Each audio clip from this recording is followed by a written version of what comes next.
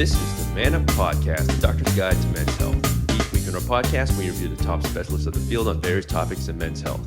You have questions that you are too afraid to ask, we have the answers. This week, our episode is titled, How to Master Your Mental Game. I'm Dr. Kevin Chuna. I'm joined as always with my co-host, Dr. Justin Dubin. Justin, Happy New Year as we're recording this. Happy New Year. Today is, it's January 1st. Happy New Year. January 1st. Yeah. And so, did you have a good New Year?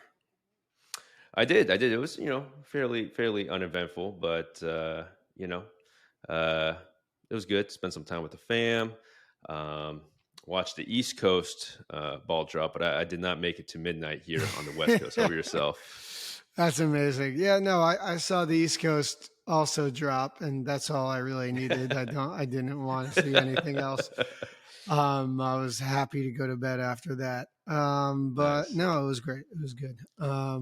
But that kind of goes with the theme, I think, of the episodes we're going to be doing this month with this, new year, new you, ways to improve yourself. And this episode, we're going to be talking about, mind over matter and mastering your mental game with Jared Tendler. Now, Jared is a leading expert on how your mental game impacts your performance. And his clients include world champion poker players, several PGA Tour players, entrepreneurs, and hundreds of institutional and independent financial traders. And Jared holds a master's degree in counseling psychology, and he attained a license as a mental health counselor as well. So it's a little bit different of an episode. And we tried to take this from a very interesting point of view of, sexual health and mind over matter as well. So we tried to see if we could kind of connect the dots. And I thought it was pretty fun. I had a really good time,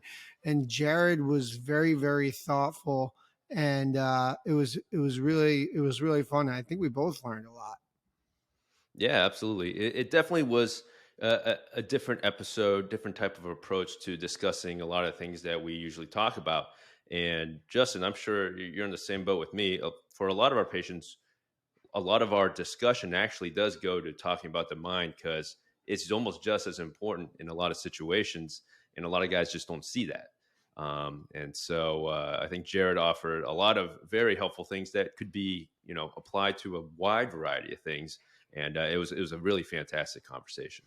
Yeah, absolutely. I agree. And I think performance is, like you said, a huge component of a lot of the things, sexual health, but it really does translate to almost every aspect of your life with this mental aspect. So I think, really understanding and being aware of yourself, of your, your strengths, your mental weaknesses, and kind of improving upon them can really help you in many different ways.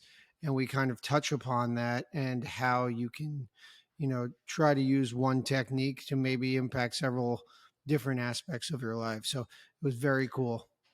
I think that was an important point that you just brought up there. Like, one of the things that we really got out of this conversation was that this is something that you can work on. I think a lot of guys think that it's just like this is what I've been given. This is just who I am, but it's not. This is just like going to the gym. It's something that you can work on, you can practice and make yourself better. And so, I think we learned a lot of tips and tricks that he offered to kind of try to achieve that. So 100%. I think that's the right way to walk into this. And, new year, new me, new you. Absolutely. So, you're hitting the gym. You might as well also hit some mental gym reps and kind of improve your mental game with this episode. But I think let's get right into it. So enjoy the episode with Jared, and Happy New Year, everyone. All right, so we're joined by Jared Tendler, and I'm really excited to have him on. It's kind of a different angle we're going to bring you on. He's a leading expert on really mental game and how that impacts your performance. And we're going to maybe talk about other kinds of performance here that we usually don't talk about. In my opinion. Just as important. Yeah. So, just to kind of start getting into it, you really focus on how the mental health or the mental aspect of the individual really impacts their performance. And, bring this into our field, the urology field, the men's health field. We as urologists, we deal with erectile dysfunction, and we commonly see these healthy younger guys with erectile dysfunction. And a lot of the problems that we've talked about on this podcast already for these healthier guys is it's really some kind of performance anxiety, depression. They kind of get in their heads. They don't actually have health issues, sexual health issues, and we actually counsel them accordingly. So, obviously when we're talking about, sexual performance in our field, there's a huge mental aspect, especially with these younger guys. Translating this to where you come from, we'll start off kind of simple. How essential is it really to have the right mentality in achieving the goal, whatever it be, sexually, professionally, to set out the goal that you want to achieve? Yeah, well, first off, thanks for having me on, guys. You're getting out of your comfort zone. Clearly, I am too. So it's good in that regard all around. So I'm happy to talk about something a little bit different. I think we're going to try to kind of reframe the question a little bit, because I think mentality as an idea doesn't really capture, I think, the best kind of direction we want to head for improving performance. Mentality, I would think about more as like an outcome, right? More of like an end result. And if you aspire to have this end result, the question is like, how are you going to get there? And to me, that's why I use the term mental game, because it implies strategy. It implies ups and downs. It implies learning. It's not something that's like, oh, I have read one of my books and it's like, now I've got it. It doesn't work that way, right? There's a continual evolution. And what that starts to do is like kind of reframe the most common issues that are going to affect performance in whatever domain we're talking about. So you mentioned performance anxiety, you mentioned depression, right? So to me, you look at anxiety, and to me, depression is, from a performance standpoint, just low confidence. And so when your confidence is low, though, it's still an emotion, right? And emotions, in my view, are signals or symptoms of the real problem. And so what we need to start to do is debug the system. So for example, right, when I was an aspiring golfer and wanted to play professionally, and this is my deal, one of the problems, now this wasn't the only problem, right? When I would step up and try to qualify for the US Open, US Amateur, the big national events, I would choke. And I was choking because I was misinterpreting the signals of anxiety. Right. I was viewing anxiety as bad. Now, yes, of course, everybody talks about how it's a good thing, and, even professionals feel it, but there was some element where I was trying to get rid of it. And when I started to reframe an understanding that, no, actually, this is helpful. This fuels my ability to perform at my best if it's harnessed and honed in the right way. And if it's not, then at worst, the internal sensation of anxiety is a distraction. Okay. If I force you to feel how your feet feel on the ground while you're listening to me talk, and you're focusing on my words, but you're remembering to focus on your feet on the ground, right? You go through that kind of alternating attention between my voice 100%. And your feet. And so performance anxiety, right? And I'm not saying this is the only reason that it can occur, but the most basic premise is your attention gets focused inward and you're no longer engaging. Oh, 100%. Okay? So it's just a distraction, right? And that's so yeah, guys that are struggling with sexual performance anxiety, what happens? You lose sight of the person that you're with, and you lose that connection. So all of a sudden you get in your head, you get in your body when you shouldn't be in either place. You should be engaged with that person. Just like for me, I need to have really good sensation of what's going on the golf course, right? What the wind's doing, what's this lie, right? You have to have your attention and awareness externally, because it feeds all the data you need to perform. If you're all in your head, you shut that off and you can't perform. Dude, so that's just like one example. Yeah, it translates so well to we've had a couple of people on, and is that, Kevin, that's exactly, so performance anxiety in sports and sex, it's exactly the same. It's absolutely crazy.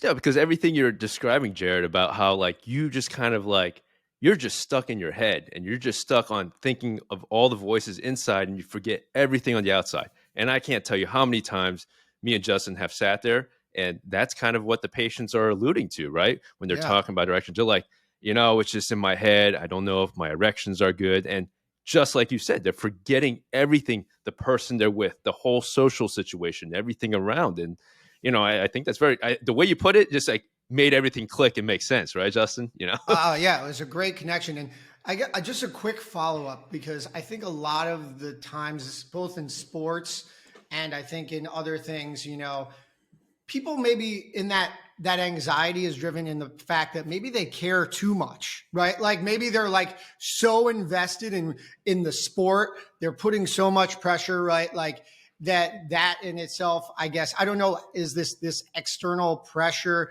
causing this within, or is there two different layers to that? Does that make sense in what I'm saying?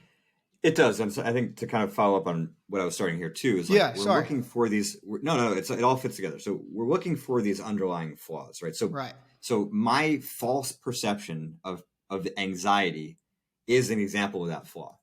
And so when we're trying to kind of debug the system, we're looking for the cause of our emotional volatility, the emotional intensity that's coming, whether it's fear, lack of confidence, overconfidence. And so, to your question, like what is going to cause that anxiety to spike? So, for example, right, and I know this is an issue, high expectations and perfectionism. 1000%. Okay. Mm-hmm.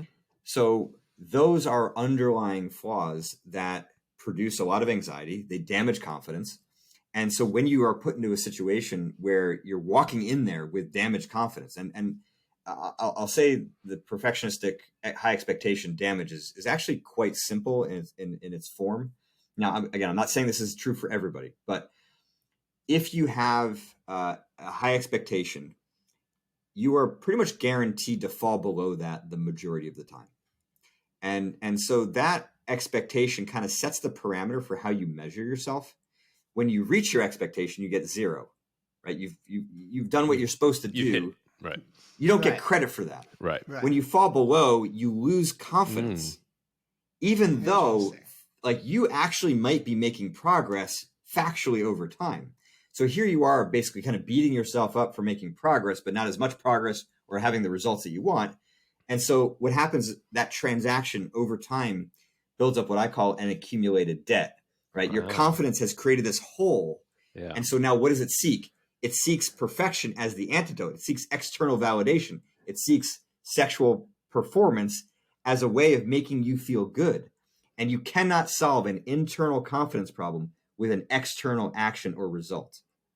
So that's one example of the flaw. Now, other flaws might be, the illusion of control, or the desire for control, the wish for control, right? The desire to be looked upon in a certain way, right? And not actually factually having the skill to kind of back that up yet, right? And so recognizing that skill deficit could be, another cause. But I think the simple answer for those listening who want to start to figure this out is, what you'd want to do is, in the situations where you're struggling, whether it's in other areas of performance or in the bedroom, think about the reaction that you have in the moment, right? When you were saying like you're getting in your head, well, let's actually get out of your head literally all the things that you're thinking about.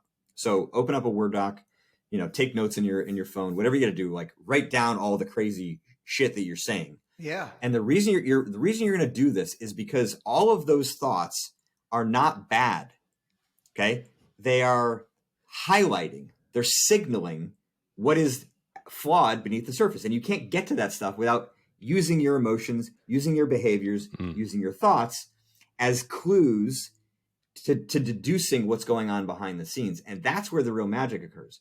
Just to give you another analogy here, if you're walking down the street and you feel pain in your foot, I mean, what's the first thing you're going to do? You're going to ask yourself, why does my foot hurt? Causing the pain? Right? Yeah. What's causing the pain? I'm looking like, what the fuck's going on here? Yeah, exactly. Of course. Yeah. So you look down, take your shoe off, and there's a rock in it, right? Of course, simple solution, right? But when guys, especially, and believe me, there's plenty of women who fall in this category too. When we experience emotional reactions that we don't like, we say "F you," and we want to like punish it. We want to like beat it into submission. We want to get 100%. Rid of it as fast as possible. We don't say, why am I feeling this way? Right. And I really do think that one of the reasons is because the therapy industry was not really geared towards men. Okay. Interesting. And I think by and large, we tend to be much more logical and linear and practical. And so what I've tried to do is to frame that for people that are obviously in high performance industries, right? And so golfers, poker players, traders, young esport athletes, they don't want to talk about their feelings. They don't. Right? Most men don't. And most men don't. And so the thing is, you don't have to, because the feelings are just the symptom. I don't really care how you feel. Okay. The feeling and the thoughts are just illustrating the data that we need to figure out what the real problem is. So it becomes part of the tool, right? Not the thing that's the problem. The emotions are not the problem. The thoughts are not the problem. The problem is that you don't understand what's causing them. You don't understand what the rock is in the back of your mind producing these overreactions in those moments. And if you can, again, use all those clues and debug the system, then over time you can create fundamental upgrades in how you react in those moments. Because people think that the negative thinking is what causes the emotion. I'm in my head and then all the thoughts spiral. Yes, that does create more emotion, but it is not the origination of it. The origination of it is the rock in your shoe, the rock in the back of your mind. And you have to find that and fix it. And when you do, you'll automatically begin to react differently in those moments. It's like a rubber mallet to your knee. You can't control these thoughts. You can't control these emotions from coming out, right? Your job at that point is to better understand what the hell is happening and then use that information to figure out why it is happening. Wait, so Jared, let me make sure I got this correct. So basically what you're saying is we're reframing the way we're looking at it. We're basically like the feelings or whatever you have, that's not what we're focusing on, but we're using that as clues to identify like more core things that we can address. Is that correct? 100%. And so like in the trading book and the poker book, right, I talk about like 40 to 50 of these different flaws. And there are lots of them out there, right? So the illusion of control, black and white thinking, perfectionism, expecting perfection, I'm struggling because I'm trying to look for there's a lot personal issues, but like, yeah. In poker, yeah, it's like hating to lose, being very overly competitive, right? Fearing missing out. I mean, there's a lot of these underlying flaws that are there, and so and all of these flaws, that's the real problem. Yeah, they all directly, we see guys, and they're like, hey, this is I've gone on like 4 dates with this girl. It's got to be perfect the first time we do it. Expectations or flawed expectations, perfectionism. You're right. And why are they getting in their heads? And why are they getting the anxiety? Because of that core issue of their unrealistic expectations or this perfectionism where they can't just enjoy the moment and be there. And that goes with basketball, golf, all of these sports. It's totally true. I mean, obviously we are all human. We demand, for the most part, we're competitive people. We want to be the best that we can be, but there is a limit, and there can be negative feedback or negative impacts of putting too much stress on yourself. Well, and it's all about time and place, right? So if we're gonna focus on perfection, especially to your point of like guys wanting this first time to be perfect. Yeah. What does that even mean? It's a great point. The definition of perfection, in my view, is a moving target. Okay. And it's defined by our current capacity. So when you are, having an intimate moment. Or just, you can use whatever. It's sex, it's sports, it's whatever you want. It could be whatever you want. When you're gonna have sex with somebody for the first time, right? You are bound by the limits of your capacity. And one of those capacities is you don't really understand the person that you're having sex with. That's a great point. Very true. So how is it possible for you to have like the ultimate perfection though? You have That's to a get great point. But ass lucky. Butt ass lucky. Right? Some guys are more lucky than others, maybe. I don't know. Totally, no, of course. And so most likely what's going to happen is you're going to learn from the experience. And then next time around, you'll have the opportunity to get better. Maybe not, though. I mean, there's going to be experimentation, figuring out. And then what happens when you're with somebody a long time, like you figure them out, or they helped you. If you're dumb enough, They tell you what they want. Hey, and then you got a coach, right? You got some Exactly. people need a coach. Like in golf, you need a coach. You got, and whatever. Coaching's okay. Whatever it takes. But the key is to get to be open for criticism too. That's another aspect of all of this in sports and performance and maximizing your performance, right?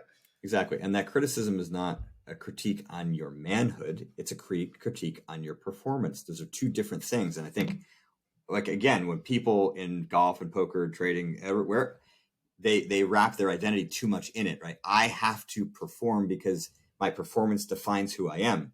Right. So if your performance in the bedroom is defining the same thing, it's like, no, the critique is not on you. The critique is on your performance. And so the more you can, I'm not saying externalize that, but just separate the fact that you have skill. That skill is going to be limited. That's a fact. Jared, actually, a lot of things that, this is kind of on a tangent, but I think Justin and I, we're surgeons, right? And so a lot of the things that you're actually saying is really resonating a lot with me just from our training. As surgeons, we go into the 100%. operating room, like everything we do when we touch the patient, perfection, right? Perfection. Doesn't matter what level of training. And that's where we're at. And, one of the things which we just kind of touched upon right now is about self-criticism. And I think or just, accepting critiques. And I think that's hard for guys to do. I'm not gonna lie. I think it's hard for guys to do. So how do you like, what's your advice, or, how do we get guys to get into the practice of self-evaluation and self-critique? Because I mean, I'll tell you that's we all something struggle with it. Yeah. Listen, and I'll throw myself in that category. I can picture the moment as I was driving with my now wife. We were still dating at the time, and she unpromptedly, was critiquing my website, just like out of the blue in a car. I was like, that hurts. That hurts. Oh man, I was like, I won't repeat what I said. So, and we laugh about it now. So what got injured in me in that moment? Why are we defending against criticism? That's a question.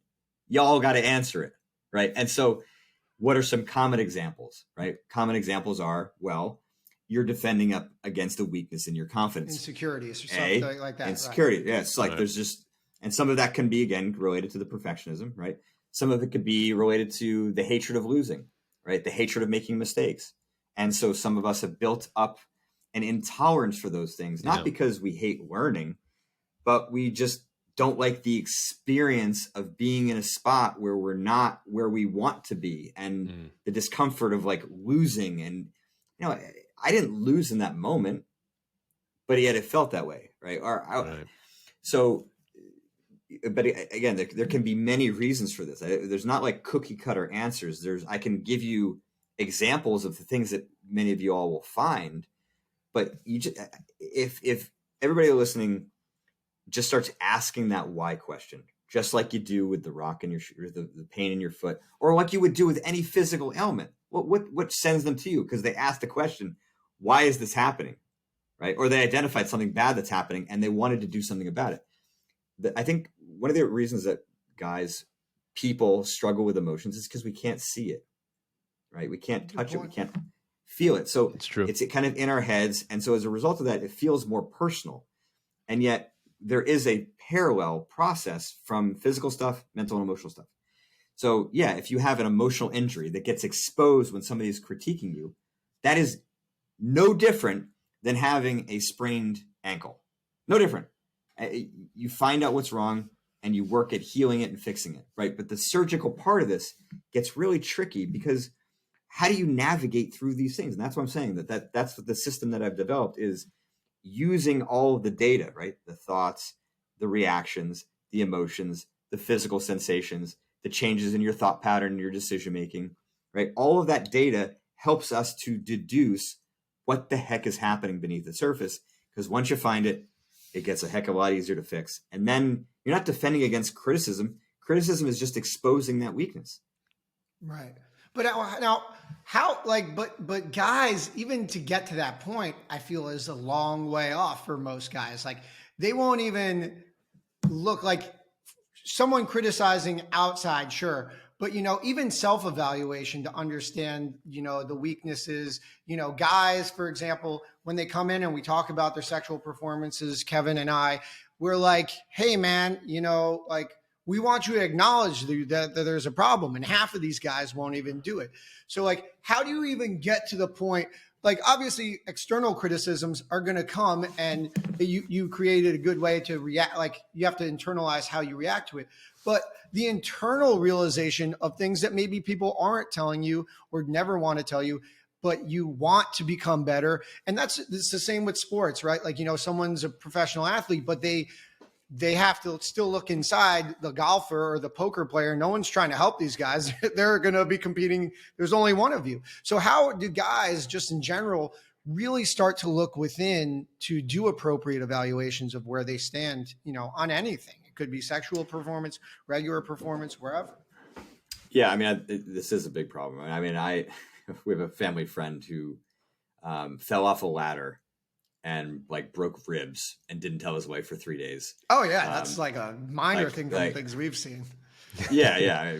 Another friend of mine's father, he was so stressed out that he was blind for 3 days and didn't tell his wife. Wow. So yeah, the things that we will do. So we just have to kind of change the perspective around what it means to be weak, what it means to have problems. Okay. And if you are looking at this from an athlete mentality, we look at the Tiger Woodses of the world, the Rafa Nadals, right? Yep. They hate to not know their weaknesses. It's the complete opposite of everybody that is trying to defend against this. I don't want to admit that I'm having a sexual performance problem. I don't want to admit that I'm struggling at work in this way. I don't want to admit that I, feel insecure dating this girl because I think she's, out of my league, right? But yet the athlete, if you're looking at it from a performance standpoint, you are weaker when you don't know your weaknesses, because guess what? They exist. That's awesome. That's awesome. Functionally, That's it's awesome. functionally impossible not to have weaknesses. My mind's all racing right now.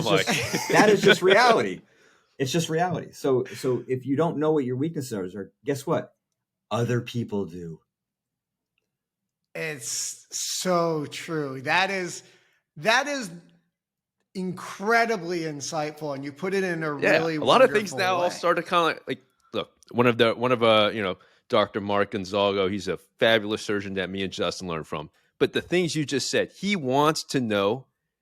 Like he doesn't want to not know his weaknesses. That's all he wants, because he's striving for perfection. But he knows to get to perfection, you got to address all those weaknesses. And wow, the way you just said it, everything just kind of like fell together, And no, it's like a blind, like it just opened up a curtain. It's really interesting. Right? And one thing that I've tried to do that, I think that creating an environment wherever you are of honesty, I think is an important part of that, right? Like you don't want to be the guy with the big ego walking around, especially in your work environment, professionally, personally, wherever. And like, you probably want to create an environment where I'm like coming in, like, how can I do better? What did I do wrong? Like every day, if you're thinking that way, you're only going to get better. If you think everything's great, how can you ever improve? And that's exactly what you're right. I mean, like the best athletes in the world, like you said, they're getting better every day because they know what their weakness is. We look at basketball players and we look at someone like Shaq and we're like, how the hell did that guy not make free throws? The guy's put up more free throws than anyone, and he still can't make it.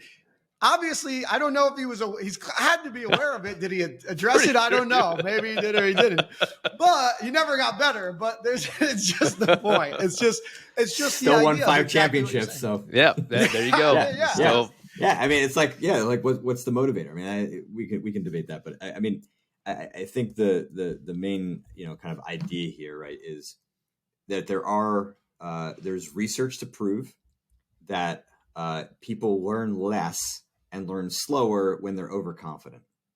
Okay. And the research that I saw came from chess, because chess is really, there's just no luck in it, right? It's right. Like right in front of you. Yeah. And so, they can kind of measure improvement a lot more accurately. So yeah, if you're going to have a big ego, you're basically choosing to learn slower and to perform less accurately over time than peers who, are in an environment where, criticism and feedback is cultivated and weaponized to their advantage. And the more you do that, the faster you learn, the faster you improve, and the more you achieve ultimately. So, yeah, I mean, being overconfident and kind of being blind to your weaknesses is great in theory, because it would be nice not to know them and not deal with the pain. But Right. one of the things I think we fail to calculate sometimes is the pain of underperformance over a long period of time. Right. And so like that I like calculation that. is harder for our brains to really Yeah. wrap our minds around. So it's like, self-preservation today means that, well, no, in the long term, maybe you think about this from a financial sense. Yeah. Like, it's like if your yearly return is 10%, but because you're overconfident, it's only 4%, the compounding effect of that Oh, is so Huge. massive. Huge. It's Yeah. disgusting. Yeah. I just So got we don't chills. know. That's Yeah. so true. It's like if you tell a guy, like, despite all the things, like, you're exactly right. If you tell a guy, probably the worst thing for me, if you ever told me, was like, looking back 10 years, like, you could have done so much more, or you could have, you never reached your potential. That is probably at your core, at your soul, like one of the hardest things to Yeah. ever hear. And to hear it, that you were the person holding yourself back because you didn't want to, have any, because you had this ego and you didn't want to, address the problems. Man, that kills anyone. Absolutely. Yeah. I mean, I think when you look at like what's going to help kind of get you unstuck from all of that, the ability to be honest, Yeah. is important. But ultimately, the motivation to want to get better, right? The drive to be, the best version of yourself can Right. be there, but the how, right? And that's kind of what we're trying to nail down here. So, we've talked about ego, overconfidence, and, some of the self-preservation. One of the things we haven't talked about is kind of this fear of failure, this other aspect of just being afraid to fail. And so, you coach a lot of poker players, golf pros, and, sometimes you just lose, right? You're just on the losing end of the game. And, this is interesting because there are sports and activities that the baseline is almost just never winning. So, Justin's terrible at golf. I'm okay. So, Not bad. but when you're playing, you're just trying not to get to, you're trying not to be the worst at it. You're the least bad at it. And so, this aspect of fear of losing prevents many people from succeeding, both in sports and in life in general. So, from your standpoint, what's the best way to overcome this fear of failure and losing? Yeah, I mean, some of it does go back to what we were talking about, sort of the calculating the risk of not acting, the risk of not allowing yourself to fail. And I think one of the other points I was going to make, which I kind of blanked out on as I end my day here, was that every single client that I've worked with would rather give it everything they have and fail than half-ass it or not give it at all and succeed, which sounds strange, right? But it's so much more painful knowing that you've left capacity on the table, which is what you were talking about, Justin. So even when you succeed, right, it will still eat at you.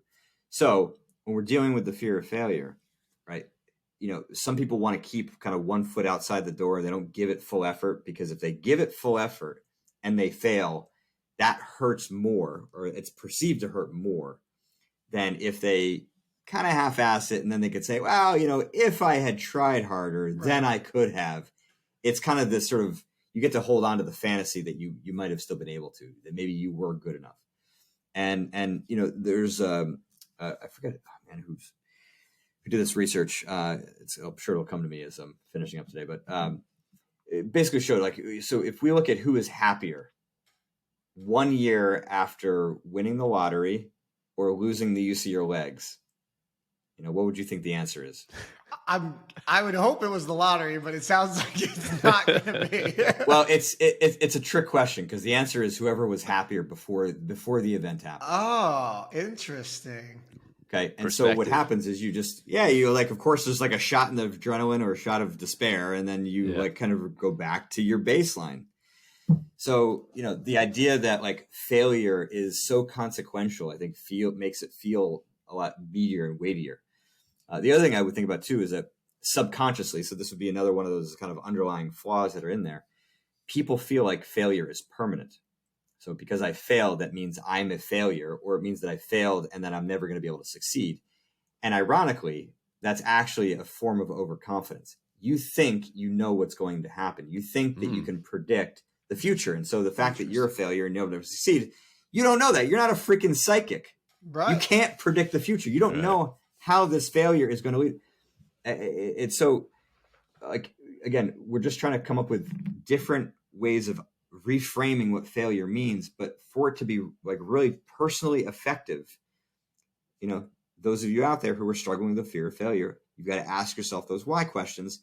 And once you figure out the whys, then you figure out what's flawed with it, and the corrections will seem fairly obvious. What about, but like specifically when it's someone like a poker player or a golfer, or, you know, in banking, even investments, you know, a lot of the time it's losses, like Kevin said. You know, how are you dealing with, you know, if you're trying to do something and you are expecting, you know, eventual wins here and there, you know, like golfing is a huge mental game, and you're not, you know, even the best golfers, they're lucky if they win, you know, 1 or 2 a year. Or a poker player, they're happy to make it to a final table, right? So like, how do you change your mindset in difficult situations where, you know, the goal obviously is to win it all, but that's not going to consistently happen? I guess that applies to a lot of things in life. You're not really going to always win 100% because you can't. That's life.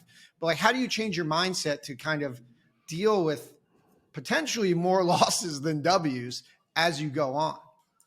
Well, I mean, some of it is just simply making sure that you're not fighting against the fundamental realities of that environment. Right. So as a poker player and a trader, there is so much short-term luck where, Right. you know, it's a lot of situations are a coin flip, and that coin flip can go against you, right? I've heard a stat that to win the main event, you know, in at the World Series, right, which is 8,000 players putting up 10K to play, to win that is the equivalent of flipping a coin and having it turn up heads 20 times in a row. Okay. Wow. That's how much good luck you need. You could be the best player on the planet and you'll be out in the first level, Right. you know, 2 hours in, because that's just the nature of the game. So a big part of it is like fundamentally understanding the nature of the game, right? In golf, how much luck is there? There's a lot. It's not as much as in trading and poker, but it's a lot. You know, I would imagine if you were in a medical profession where, you know, 70% of the people that you were working with died, okay, you would have to get like pretty well conditioned to that reality fast. Otherwise, you're not going to survive. It's an excellent point.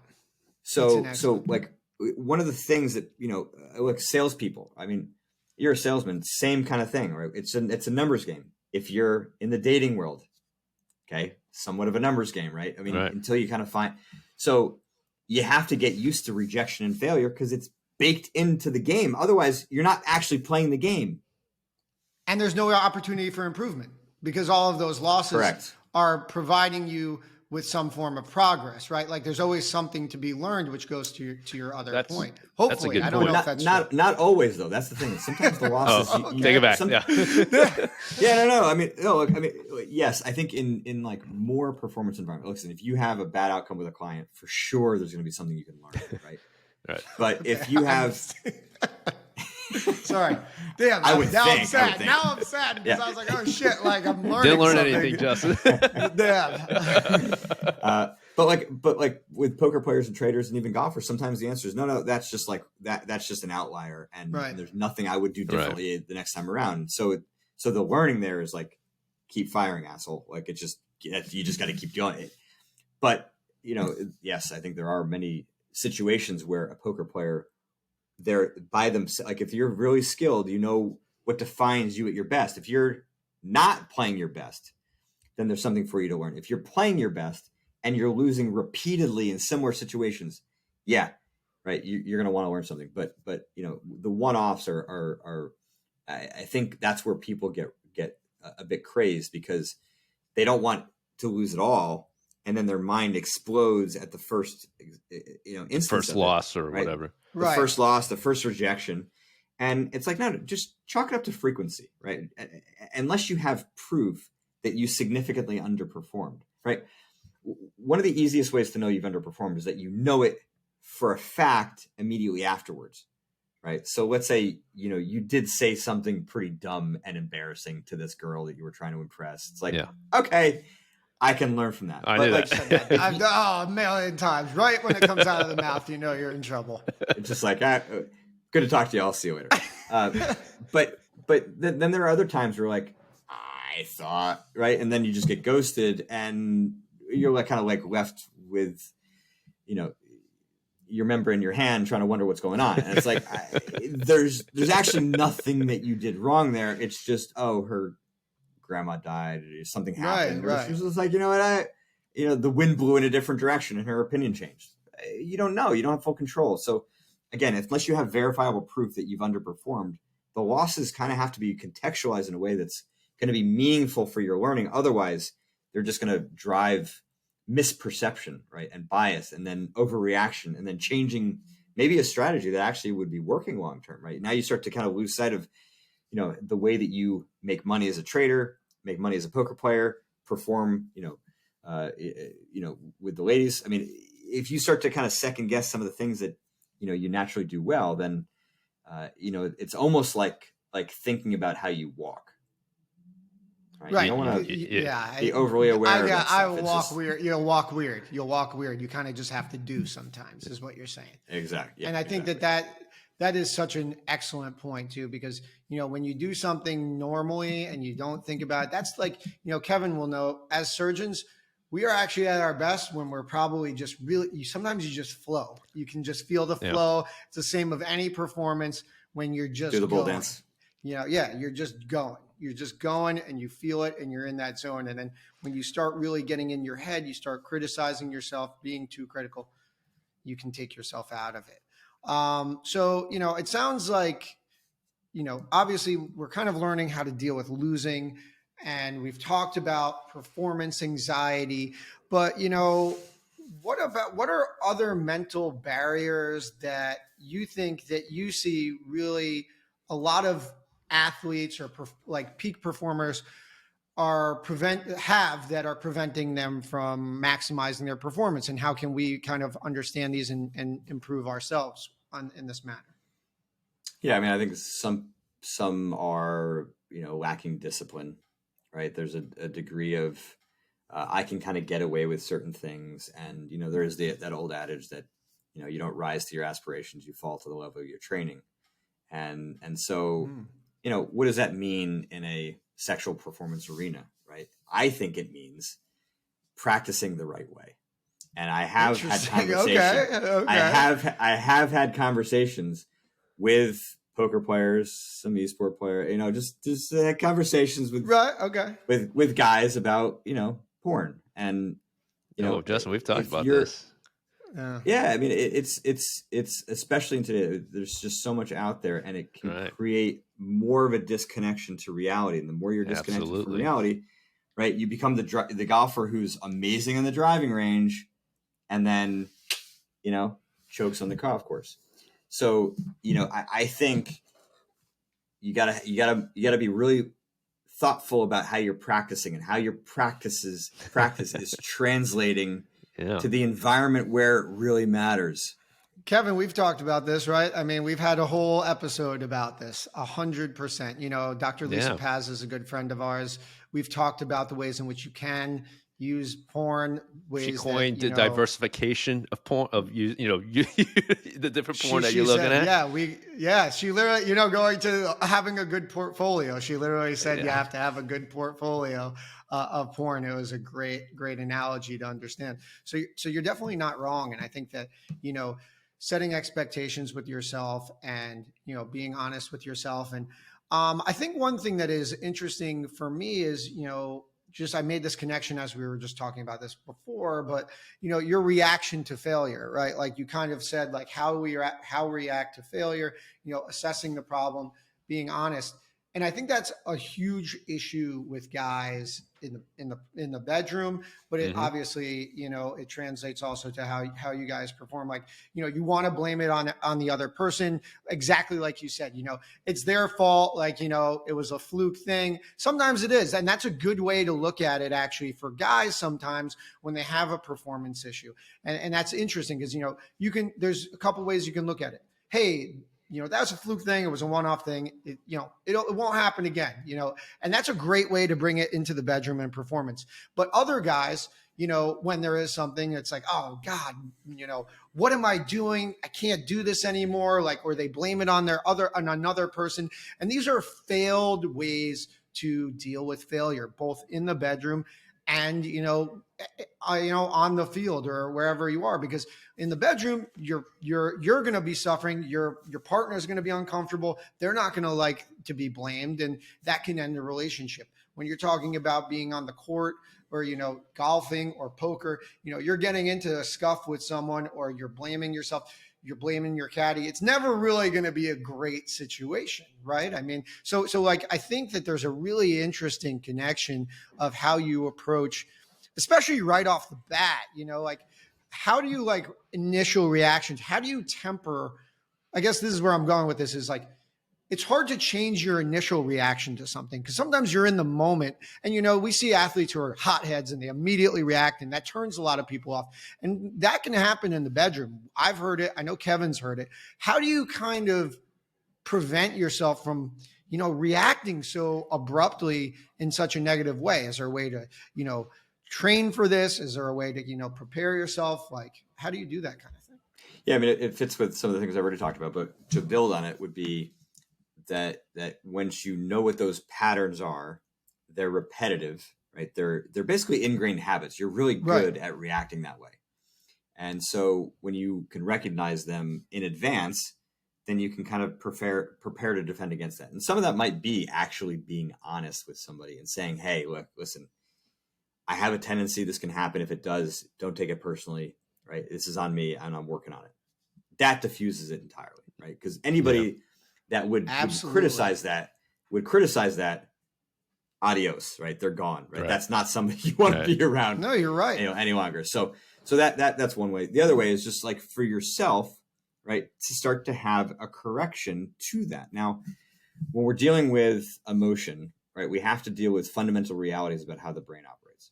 So, right, frontal lobe, right? That is where the emotional control center lives, right? Prefrontal cortex, red hot when you see a brain scan of somebody who's trying to control their emotions. But what happens? Emotions rise too high. It shuts off that part of the brain. So for those listening, I'll be really clear. The part of the brain responsible for controlling emotions can be shut down by your emotions. It's pretty wild. Logical. Does not get any more, doesn't get any more sadistic than that, right? Yeah. I mean, like if we're going to engineer a system for maximum pain, this is it. Okay.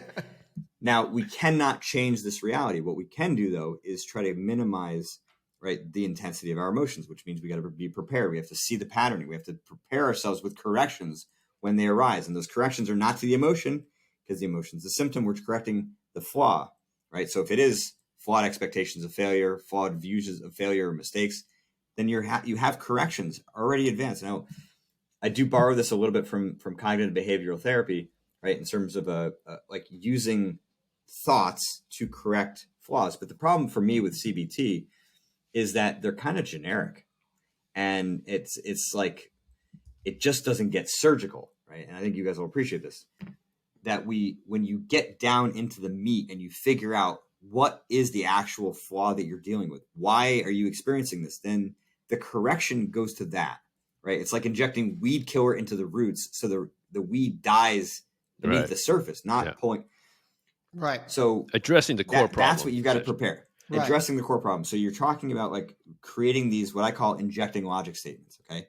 Now, again, the other reason that I'm calling this different than what CBT does too is because you need to train these logic statements. You need to train and prepare yourself like it's a mental technique, which it is. So here you have this idea of pick any one of the ideas we've talked about today that recontextualizes one of the issues you're having. Write it down, study it, burn it into your brain so well that you know that under the heat of moment, it'll have some potency. Because what this process is like, and to your question of how do I fundamentally change my reactions, I'll throw out one more analogy just because that's how my brain works. Chopping down a tree with an axe. Okay. Mm-hmm. That's what this process is like. Now, at the beginning, okay, the axe represented by the logic is blunt. You're going to swing that sucker and it's going to ricochet off the tree and not do a damn thing. And that is to be expected. If you interpret that as failure, you're doing it wrong. Okay. Why? Because your emotions are more or they're bigger. They're shut down the part of your brain that's thinking. So that thought doesn't have potency because your emotions have shrunk that ability to have some potency to it. Right. So now you've got the strength of the idea in your mind, which is reflected by your muscles. And so over time, you just keep swinging this thing. And the more you repeat it, the sharper it gets, the stronger you get, and you start making some progress. How long is it going to take? Could take 4 months, 6 months, 2 years, 5 years. But the bottom line is when you start to feel like you're making progress and you are actually chipping away at it, you'll feel the emotional reaction. Like that initial charge will decrease. That is an indication that you are fundamentally upgrading this problem and no longer just trying to kind of manage it and patchwork it in the moment. So there you go. I like that. Awesome. That was. But just a quick, just to get the guy, using your analogy, just to get the guy up to the tree, though, to start swinging the axe, to kind of say like, hey, this is something I need to, take care of. How do we even get that guy there? Because I feel like, there's patients that we talk with and they're like, nah, dude, my mind's okay. Nothing that needs to go there. When we know that, most likely that's what's going on. Well, if the problem's not in your pants, it's in the other head. Well, I mean, you got two options, right? It's either there's something functionally wrong, or it's something up here. You got two options, so pick one. You're just gonna keep circling the waters. You're gonna pretend the problem's not there, or you're gonna deal with it where it is. I mean, you're right. Robin Williams, the line I always use is, he said, God gave man a brain and a penis and only enough blood to control one at a time. Right. So, that's right. If we tell you it's not your penis, it's got to be the other thing, right? So, and it's true, if the mind is a powerful thing, it's much mind over matter and mind over penis, unfortunately, if it's really one of those things. Absolutely. But I think this was really excellent. And I'll throw one more out there. Yeah. Yes, please. Again, like along the lines of self-criticism, I always say, be a detective, not a dick. Right? That's perfect. Be curious, be introspective, be just gather up the clues. Don't be, that guy to yourself. No, I think that's a perfect way to end it. I thought that was awesome. Listen, if you want to name that as the title of the podcast, I'm cool with that. Actually, it's not a bad one. Be a detective, not a dick. That's actually really, really. It's perfect. It's a perfect way to summarize this conversation. It's a perfect way to conclude it. But listen, I can promise you, for the friends that I've talked about this, I will happily share it with all of them just for that fact. So there we go too. Yeah, no. And thanks for coming on. Listen, really different talk for you, a little bit different talk for us, but it's really cool to see. And I think the important thing is performance in life, it translates to every aspect of your life, and that mental aspect of how you want to succeed, how you want to perform, whether it's professionally, in the bedroom, relationships, family wise, it's all the same, and it all translates. And it's so cool to hear your perspective and bringing that to us. So I want to thank you again for coming today. Yeah, absolutely. And, what I'd say to the listeners is I'm actually kind of curious now if somebody were to pick up the mental game of trading and used it for their, issues with sexual performance, whether it would work or not. Again, you'd have to kind of translate the material, right? But once you get kind of past the trading specifics, all of the flaws that I was talking about, all of the real kind of meat of it, it's kind of agnostic to situation. Absolutely. You can make the most use of it. And I've had many people who've picked up poker books that were traders and esport. It's all the same stuff. So if somebody who's listening picks it up and it works, email me. I want to know. That'll be pretty cool. Well, first tell us how our listeners can contact you, how they can follow you. Tell us about your books. So, because it was a great conversation, and hopefully people will be picking up your books because they're awesome. Yeah, thank you. So, jaredtendler.com is my website. I've got a bunch of free resources. If you're really going to kind of do the work, right, there's a lot of worksheets that you can use that are there. At Jared Tendler on Twitter, fairly active there. So, by all means, post questions there. I'm happy to answer them.